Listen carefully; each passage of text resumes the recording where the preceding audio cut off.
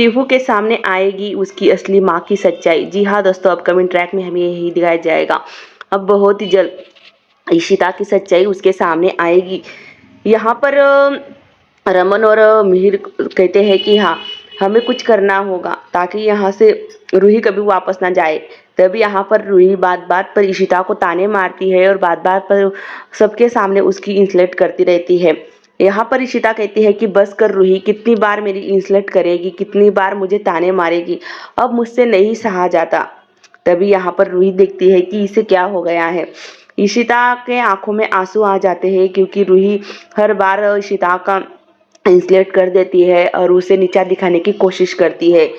तभी यहाँ पर शगुन कहती है कि बस कर रूही, तू हमेशा ही बार बार सबको क्यों ऐसे बार बार परेशान करती है। रूही कहती है कि नहीं शगुन मम्मा, मैं बहुत ही जल्द इस घर से चली जाऊंगी और मुझे सीधा ऑस्ट्रेलिया जाना है, मुझे यहाँ पर नहीं रहना है।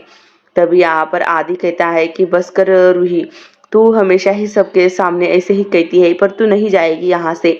तभी यहाँ पर मिहिर कहता है कि रूही, तुम्हें पता है तुम्हें अपने मामू की शादी में नहीं डांस करना है क्या।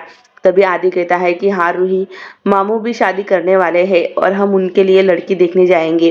तभी रूही कहती है कि हाँ आदि भैया, हम दोनों ही जाएंगे उनके साथ लड़की देखने के लिए और उनके मतलब अच्छी अच्छी टिप देंगे मामू को कि लड़की कैसी है। तभी यहाँ पर इशिता रूही से कहती है कि डांटती है। तभी यहाँ पर पीहू आ जाती है रमन के साथ, क्योंकि पीहू कॉलेज के जो कैंप होता है वहां पर गई होती है, उसे बुखार होता है, इसी वजह से रमन उसे वापस लेकर आता है। जैसे ही इशिता रूही को डांटती है तैसे वैसे पीहू सुन लेती है और पीहू कहती है कि शगुन मम्मा, अब मुझे ये गेम नहीं खेलना है, ना ही मुझे कोई नाटक करना है। ये हार वाली आंटी को कहो कि ये उसके घर चले जाए, अब हमारे घर में इसके रहने की कोई ज़रूरत नहीं है। ये ऐसे सुनते ही पीहू से मुंह से इशिता की आंखों में आंसू आ जाते हैं क्योंकि उसे लगता है कि उसकी दोनों भी बेटियां उसे घर से बाहर निकालने के लिए तुली हैं। यहाँ पर पीहू कहती है कि चली जाओ हार वाली आंटी, और मुझे ये बिल्कुल भी पसंद नहीं है कि मेरी रूही दीदी को कोई डांटे।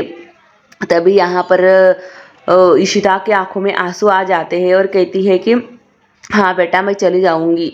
तब यहाँ पर रूही कहती है कि नहीं पीहू, बड़ों से ऐसी बातें नहीं करते, क्योंकि वो तुमसे बड़ी है ना, तो ऐसी बातें तुम्हें करनी नहीं चाहिए। तभी यहाँ पर पीहू शगुन के गले लगती है, सबको हाय करती है, पर इशिता की तरफ गुस्से भरी नज़रों से देखती है। ये देखकर इशिता काफ़ी टूट जाती है अंदर से अंदर। यहाँ पर उसे लगता है कि उसकी दोनों भी बेटियां उससे दूर हो गई है और दोनों भी उससे नफरत करती है और पसंद नहीं करती। यहाँ पर तो पीहू को पता नहीं है कि इशिता उसकी असली माँ है, और वही दूसरी रूही को पता होकर भी वो अपनी इशिता को अपनाना नहीं चाहती है, बल्कि वो उससे दूर रहना चाहती है। और बहुत ही जल्द यहाँ पर पीहू के सामने अब वो तस्वीर आने वाली है जहाँ पर रूही, रमन और इशिता की तीनों की फोटो है। यहाँ पर इशिता संभाल लेती है अपने आप को, रमन उसकी तरफ देखता है, रमन को समझ जाता है कि इशिता को बहुत ज़्यादा मतलब दर्द हो रहा है, क्योंकि पीहू ने उससे कहा है कि घर से बाहर निकल जाओ, यहाँ पर रहने की कोई ज़रूरत नहीं है। तो रूही उसे समझाती है पीहू को और कहती है कि नहीं रूही, ऐसे नहीं बोलते बड़ों के सामने, और बड़ों के ऐसी इंसल्ट नहीं करते, चाहे वो कितना भी डांटे हमें। यहाँ पर ये देखकर इशिता को यही लगता है कि हाँ, मेरी बेटी के अंदर आज भी वो संस्कार है जो मैंने उसे बचपन में दिए थे, वो ममता है, वो संस्कार है, आज भी उसके वो दूर नहीं हुए है। और मुझे पता है कि एक ना एक दिन रूही मेरे पास ज़रूर वापस आएगी, क्योंकि मुझे दिख रहा है कि उसके अंदर बहुत बड़ी मतलब वो छुपा है कि वो सबसे प्यार करती है पर किसी को दिखाती नहीं है। बस यही मुझे जानना था। यहाँ पर रमन इशिता के लिए खाना लेकर आता है। इशिता से कहता है कि इशिता, खाना खा लो, तुम बाहर क्यों नहीं आई। मुझे पता है कि तुम्हारा दिल बहुत दुखा है आज, क्योंकि पीहू ने तुम्हें घर से बाहर निकालने की बात कही है।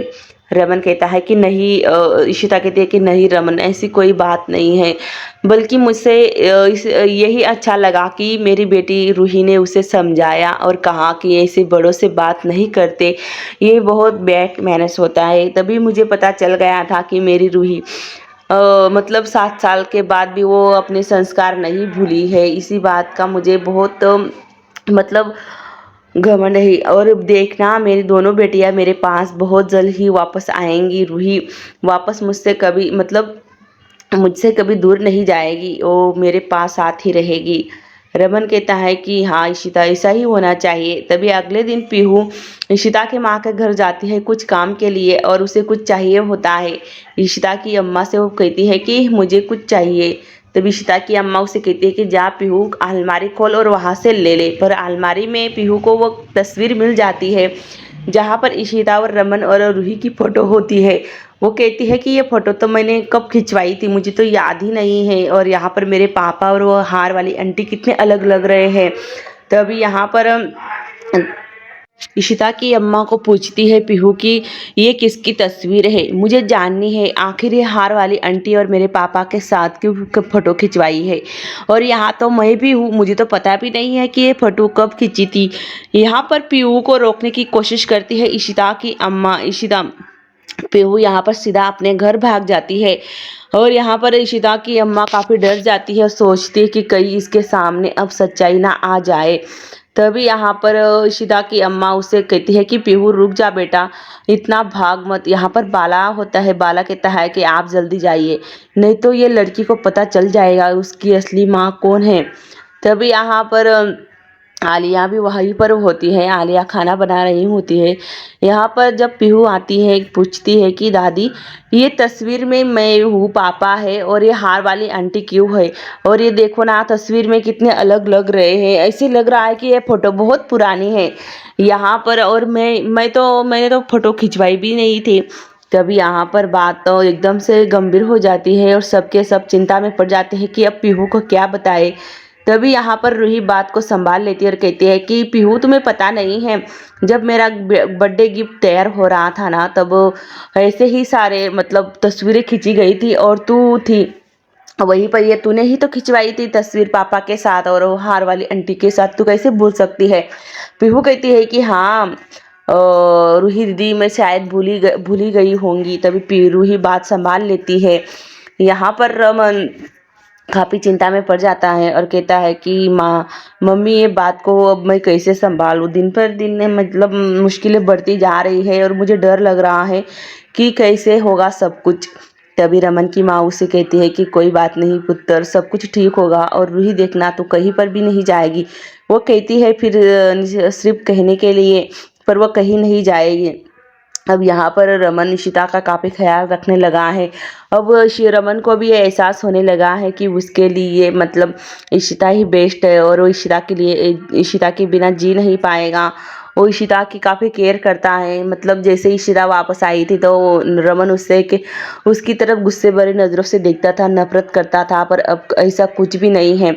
रमन हमेशा ही अब इशिता का ख्याल रखेगा। ये देखकर रमन की माँ की आंखों में आंसू आ जाते हैं और उनकी भलाई लेती है और कहती है कि ये माता रानी अब मेरे बहू और बेटे को कभी अलग मत करना, हमेशा ऐसे ही साथ रखना और उनकी खुशियों को किसी की भी नज़र ना लगे, बस मैं अब यही चाहती हूँ। ऐसे ही अपडेट देखने के लिए हमारे चैनल को सब्सक्राइब और वीडियो को लाइक ज़रूर कर देना।